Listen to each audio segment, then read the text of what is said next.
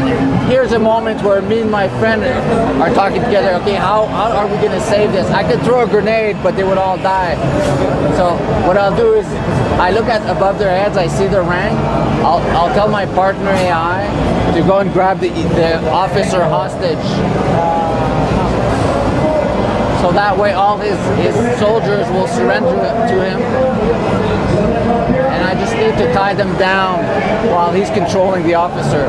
That's one of the new things we've added. It's a game about morality. This is also very important. You have a lot of moral choices to make.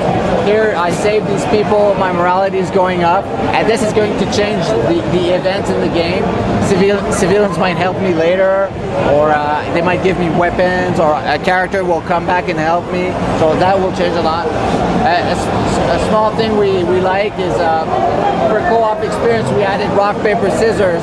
You know, it's a simple thing, but if you want to take a decision, you and your friend can, you know, who's going first.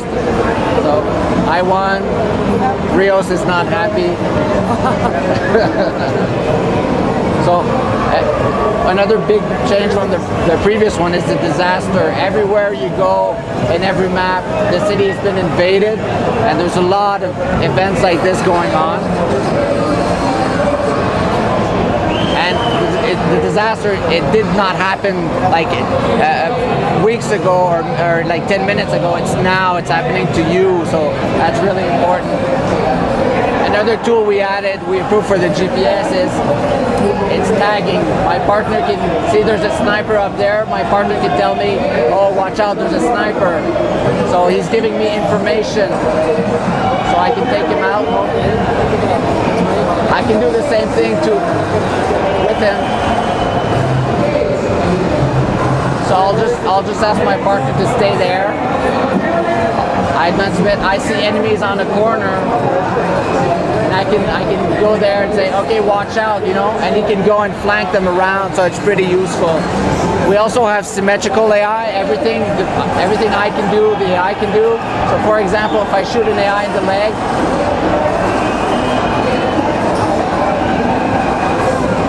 he goes down wounded, and his friends can go and save him. So that's another thing.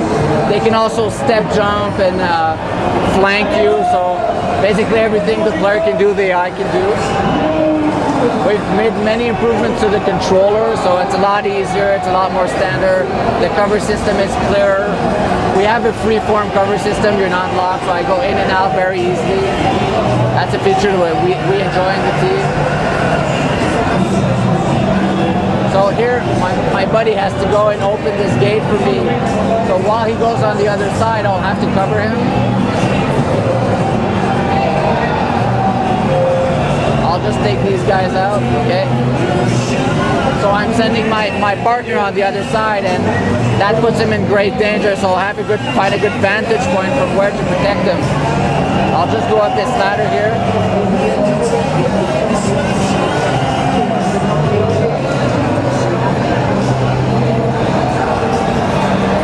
Now he opened the gate for me, but he's in danger. There's a RPG enemy over there, so I'll take him out for my buddy. Now I'll have to go and find them because there's a lot of enemies on the other side, so I just go down. You can play split screen on like two people on the same disc, co-op online, or single player with partner AI. We also improved heavies. Every heavy we do has a co-op implication.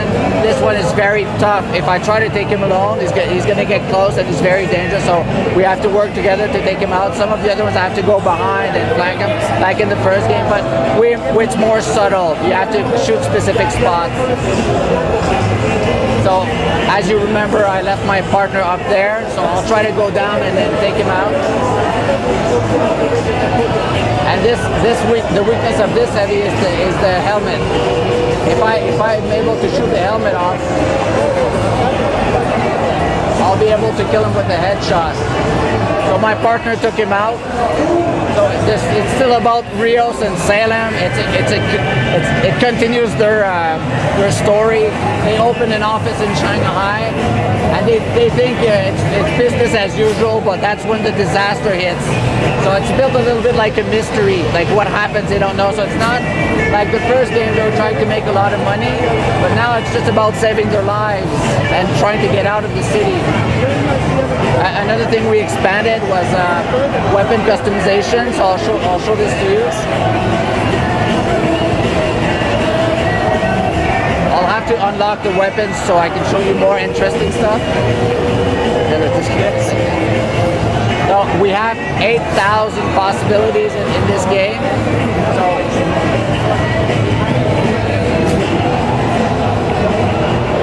So for example, it's real world guns. We took like the G36, the AK-47, you recognize the guns.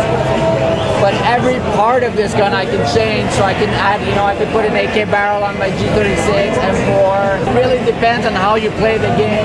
You can be more close range, long range, and it's also co-op, because if you choose good weapons that are good at short range, and your friend also, and you get split far away, it's going to be difficult. So you have to communicate, how are we going to, what are you taking, what am I taking? It impacts the game.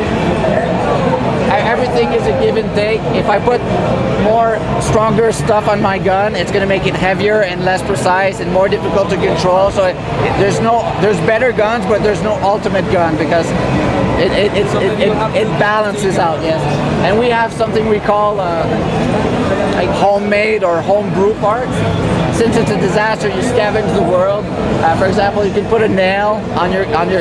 It's like a bayonet. You have the normal bayonets. A screwdriver is always interesting, and that will do more melee damage. The team favorite, the soda can silencer. Okay. So this will allow you to take enemies out before they know. A scope.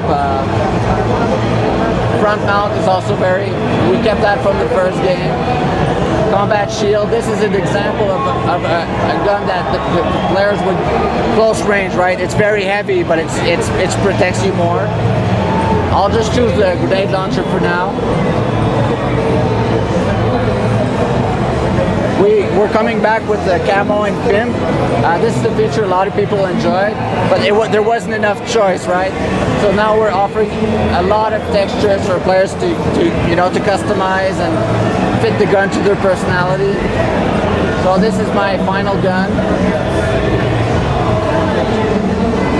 So this is my G36, but you have to find these parts in the world and buy them. So I'll show it in the game. So as you see, it's very different than the gun I had before. Texture. Being camo, it draws less attention as well. So if you put more colors, the enemies will see you more.